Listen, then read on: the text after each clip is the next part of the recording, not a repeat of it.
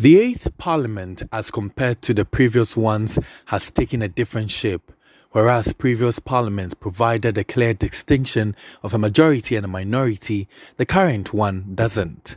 Per the EC's 2020 parliamentary results, there are 137 MPs for both the NPP and the NDC, with one independent candidate.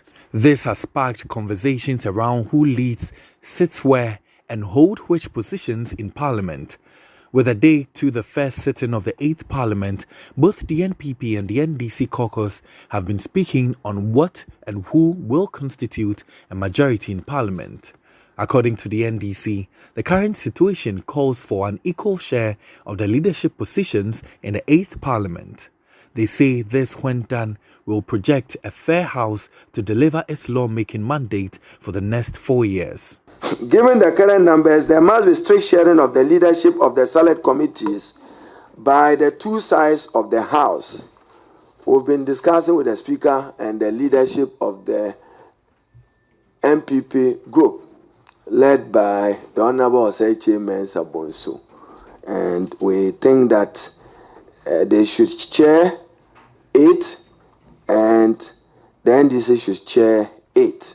This will be a true reflection of the different shades of opinion in the current parliament as envisaged in the 1992 Constitution and under Article 103 and Standing Order 144 of the Standing Orders of the House. But like I said, we are mindful of who exercises executive authority, and we are mindful that we may be playing another role beyond our numbers of 137 in the exercise of oversight.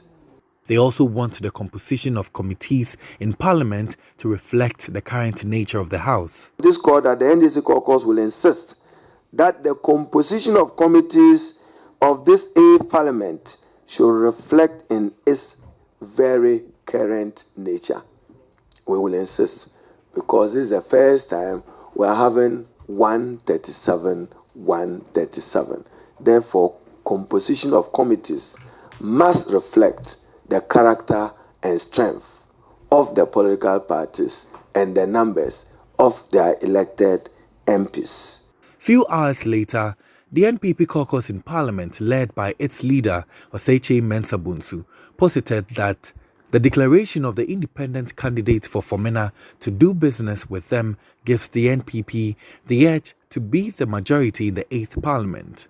I don't see this one becoming a subject of litigation. I don't see it. Of course, these are initial stages. I want to believe that when the chips fall in place tomorrow, I think we will be able to overcome this. As far as I'm concerned, there are initial storms, which be a storm in a teacup, in my view. I'm happy that at the end of it all, the minority, the NDC leader now, said to you, they don't mind sitting to the left of the speaker.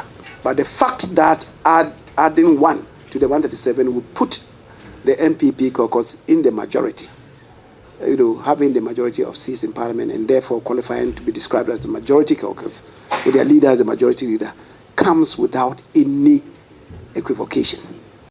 The 8th Parliament is expected to have its first sitting on Friday, January 15, 2021.